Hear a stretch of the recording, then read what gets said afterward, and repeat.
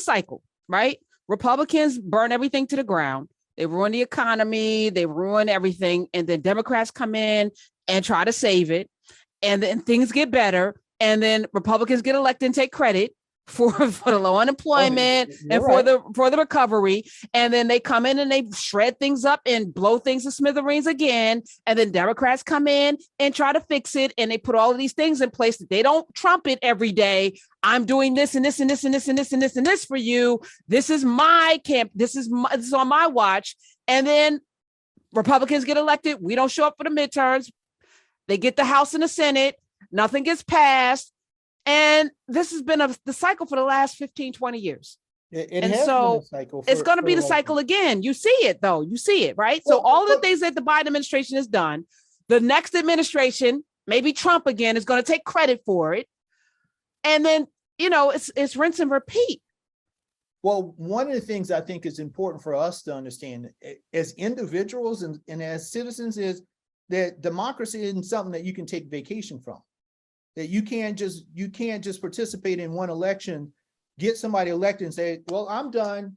I can now just hang up my hat and move on, because that is not the case. We got to constantly fight for this stuff. We got to constantly push on this. We got to constantly make sure that the right candidates are getting elected to office, because the other side is not taking a vacation. The other side is not going to rest their laurels.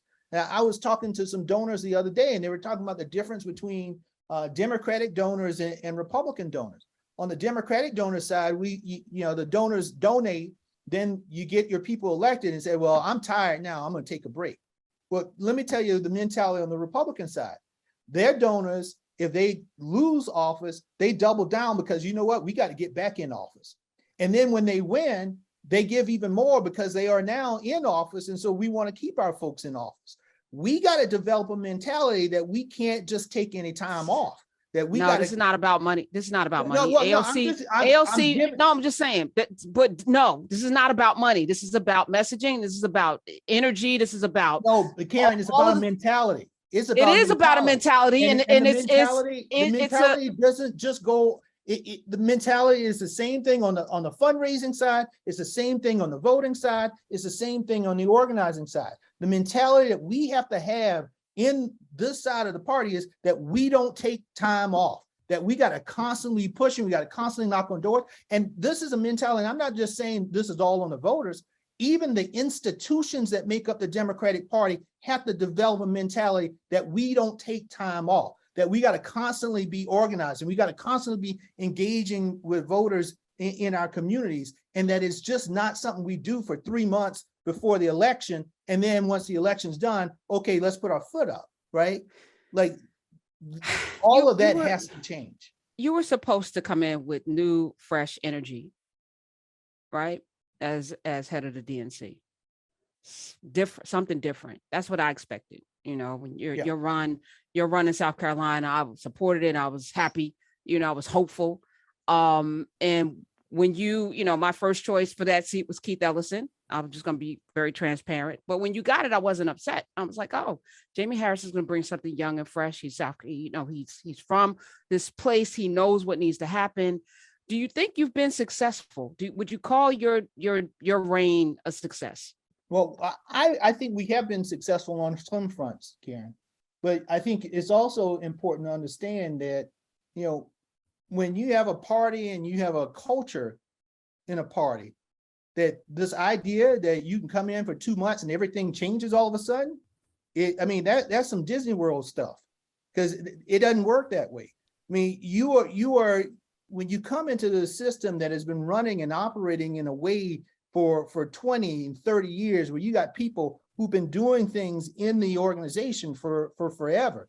Like this idea that one person is going to come in and fundamentally change everything overnight, it is some fairy tale. So why not expose all of the things that have been done that have been wrong? So it's not, and I'm trying to fix this, and this. I mean, gas is at $5. Democrats getting blamed for inflation, for the recession, for the stock market right now, for the gas price, for the lack of formula. Like, it's all resting on Joe Biden, which is going to trickle down to everybody else that's running. And you're right there, right next to Joe Biden, as getting the blame for this. And instead of like, okay, it's like you're absorbing it.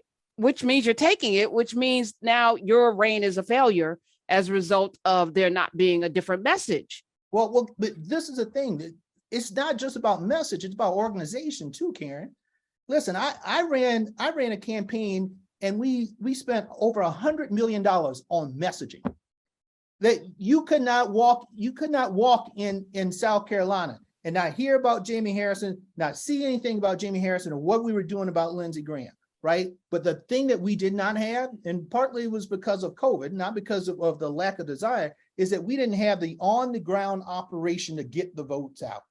So one of the things that I really wanted to concentrate on, and that's what we have concentrated on over a year, is building the infrastructure on the ground. Does that get all of the TV news? Is that the source of conversations on interviews? No, because nobody wants to talk about knocking on doors and all that, because that's not it.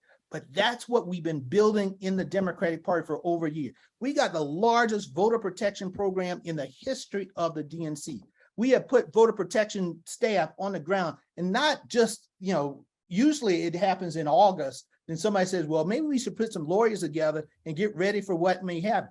We did this starting last year, right? Last year. That is unprecedented in the Democratic Party.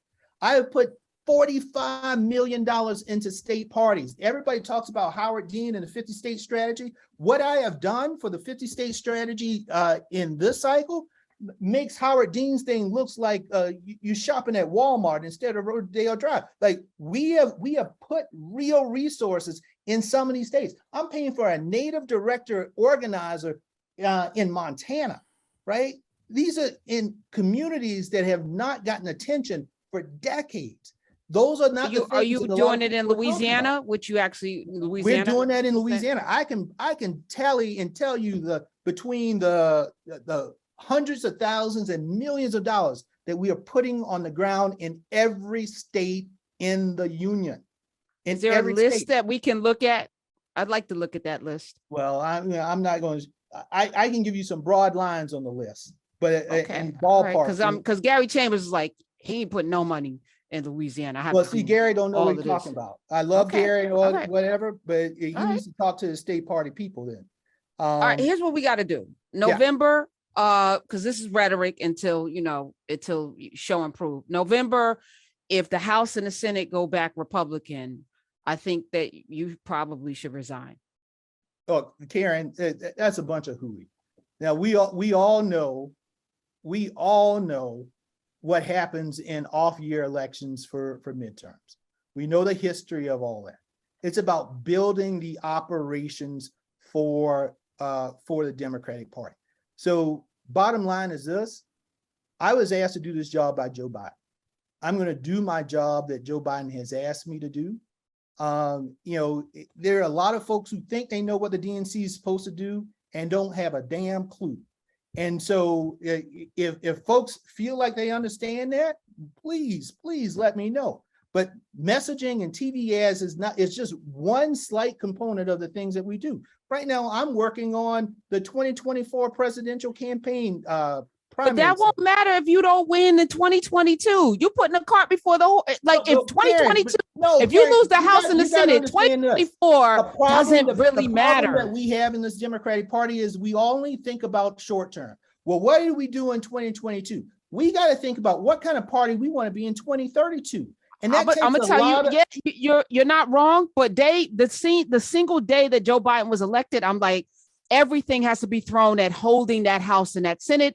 And once you realize that Joe Manchin and Kristen Sinema were freaking traitors, that should have been like, all right, let's get 4 seats. What are the 4 places we can go to get 4 more seats? Because these two can't be trusted. And that should have been like everything should have been thrown in the kitchen sink. So Karen, we're not doing that? I don't feel like it. And I'm looking around. I'm like, I sit here every day. I talk to people all over the country. And these are the voters. These are people that vote. They spend money on campaigns. They door knock, even when they're not in the country. We got folk out of the country who are fighting for Democrats to win from this channel, from Joe Madison all the way through. And what they're telling me is that they're frustrated, that they don't feel like there's that energy. And you know that buzz because Stacey Abrams has that buzz and she didn't need you to do that, right? But I feel like, the things she was able to create, what Chris and Latasha Brown and Georgia were able to do to get Warnock and Ossoff elected, I don't feel like the DNC had their fingerprints on it, but they gave you the blueprint that should have been rinsed and repeat all over the country. Let me tell you, it wasn't just them building that. There were a lot of people building that. I raised no, let me tell you this. I raised personally $1 million for Ossoff and Warnock between November, when I lost my election, and January, when they actually ran. Personally, $1 million that I raised for the two of them. So there are a lot of people, a lot of cooks in the kitchen, but there are a lot of people who can take credit for some of the things that went together. And right now, what people are trying to do, and what we're trying to do at the DNC, is to build a stronger infrastructure for our party on the base and the grassroots level.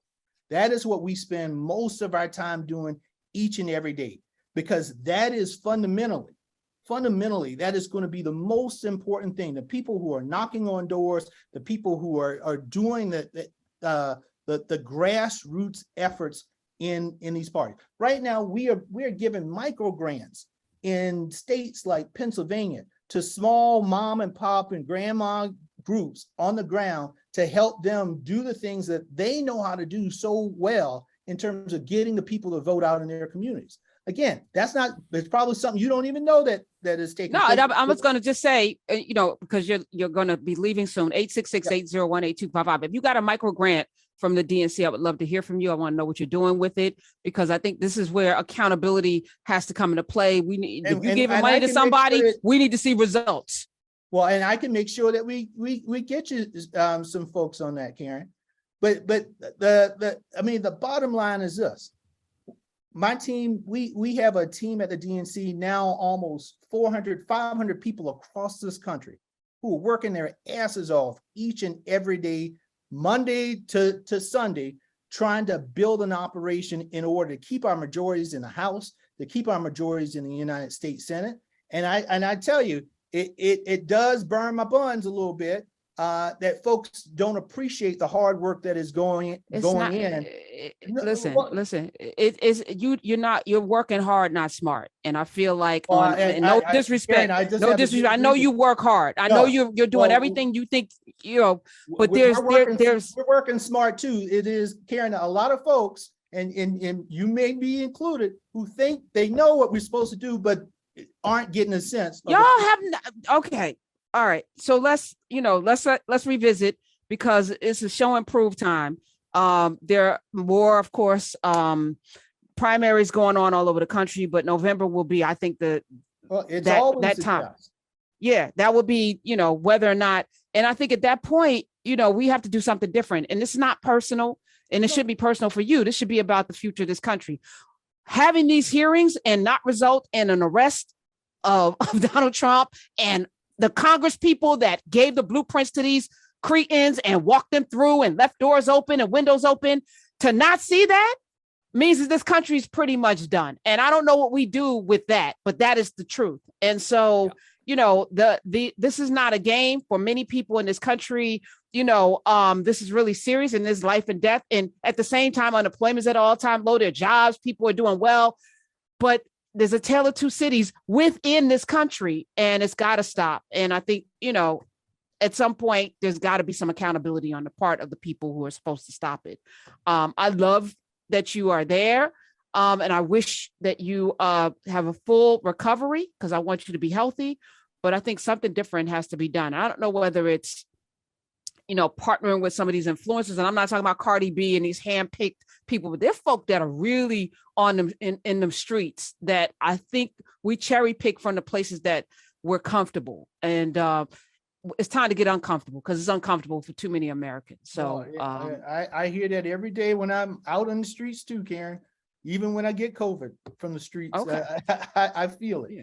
I get it. All right. Well, man, I really wish you had voted today, because I want to see Mia McLeod or somebody, because to see what's happening in South Carolina and what the possibilities are there is just And let me tell you, on a personal level, I've been doing a lot for South Carolina. Really helped to get the vice president down there just recently for the party. I've been raising, because it's home. right? That party is home. We gave our first voter registration grant at the DNC to South Carolina, to the South Carolina Democratic Party. When they come up short on payroll, is they call me up and Jaime Harrison, and I'm fundraising in order to do that. And that's what we're trying to do. We're trying to make sure that all of these states, regardless of your blue state, purple state, or red state, that you can be able to compete, that you can go out there and reach out and talk to the voters, that we can get some of these folks from the communities employed and doing things in order to build up that grass tops operation. And so it's something that is in my heart, because listen, that's where I'm raising my kids. And it's important that we do it. Well, I thank you for coming, as always, taking the questions. And I do wish you well, and I hope you totally recover from this COVID. Jaime Harrison. And hopefully one of these days we can also do this in person too. Not as long as you got COVID in your system. No, come on. Come on. It's not gonna as long, be a while, not Jamie. as long, I was going to say, not as long as it's still swirling.